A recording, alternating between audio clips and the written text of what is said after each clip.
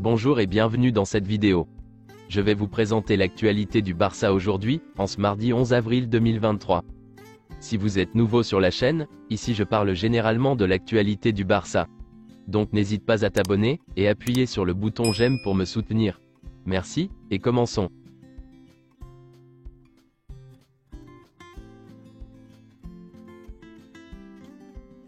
Dans le derby catalan, le FC Barcelone n'a pu faire mieux que match nul de 0 partout, sur sa pelouse contre Girona.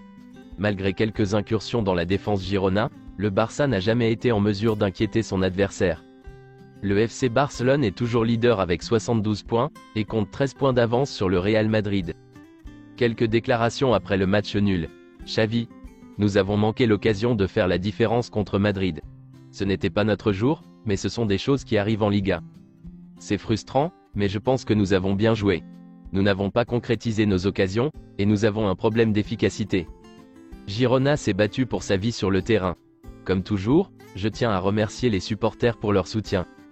Certains voient les choses différemment, mais nous tenons beaucoup à ce titre de champion. Notre objectif est de gagner la Liga, et nous sommes en très bonne position pour y parvenir. J'ai regardé une émission de télévision aujourd'hui. Il disait que la Liga n'est pas chère, et cela me met en colère. Le club essaie de la gagner, et je n'aime pas entendre cela. Je vois que les gens sont très enthousiastes à l'idée d'un éventuel retour de Messi, puisqu'ils ont scandé son nom pendant 2 matchs d'affilée. Pour l'instant, nous nous concentrons sur la victoire en Liga. Ensuite, nous verrons ce qui se passera. On dit que c'est la pire version de la Liga, ce qui n'est pas vrai, et nous fait du mal. J'ai l'impression que chaque fois que le Barça gagne quelque chose, les gens le discréditent. Si nous gagnons le championnat, nous le fêterons comme il se doit. De Jong et Pedri choisissent toujours la meilleure option de passe, pendant les matchs. Ils sortent de l'ordinaire pour améliorer le jeu. Peu de footballeurs dans le monde sont dans ce cas. Mais il n'y a pas d'excuse. Nous aurions dû gagner aujourd'hui. Sergio Busquets: nous avons eu des difficultés en première mi-temps. Nous n'avons pas bien pressé, et nous n'avons pas eu d'occasion nette de marquer. Notre objectif est de gagner le championnat. Il est vrai que nous avons une différence de 13 points, mais nous ne voulons pas perdre un match. Je pense que toute l'équipe a été décevante aujourd'hui, mais nous devons continuer. Notre prochain match est contre Retafe. Ce sera difficile et nous devons gagner. Baldé: nous voulions creuser l'écart, mais nous devons continuer à travailler. Nous avons manqué plusieurs occasions, nous avons manqué d'efficacité. La saison est longue, et nous avons encore des matchs à jouer. Il faut continuer à se battre. Koundé: nous sommes frustrés, car nous voulions gagner aujourd'hui.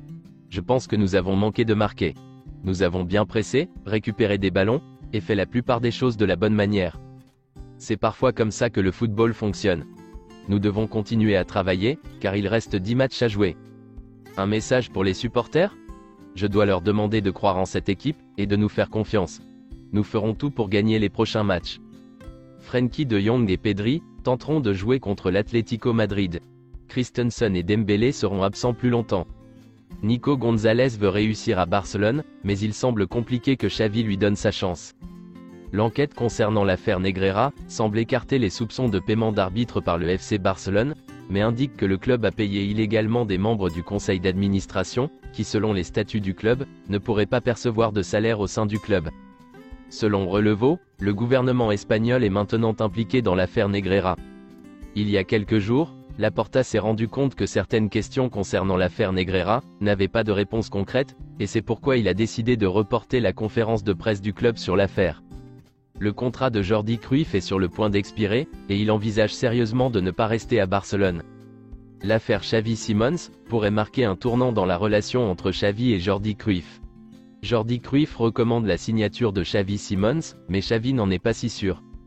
Sergio Busquets a déjà décidé s'il acceptera ou non l'offre de renouvellement du Barça, et continuera la saison prochaine, et il l'annoncera cette semaine.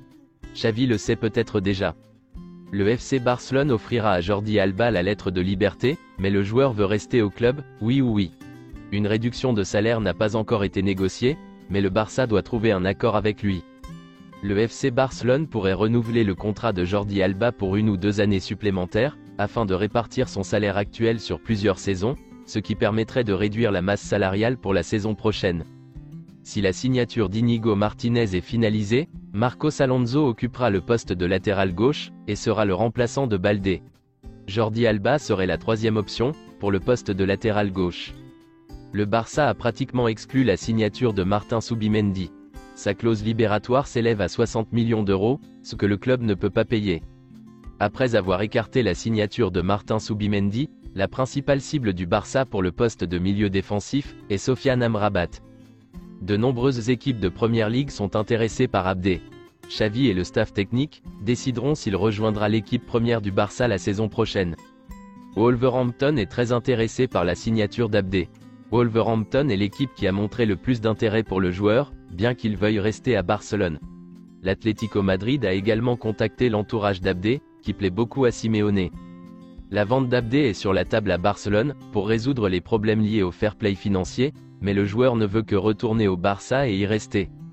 Alejandro Balde a été l'une des grandes satisfactions du club cette saison, en devenant titulaire à seulement 19 ans, et en reléguant sur le banc de touche Jordi Alba, une légende du Barça, grâce à ses performances exceptionnelles.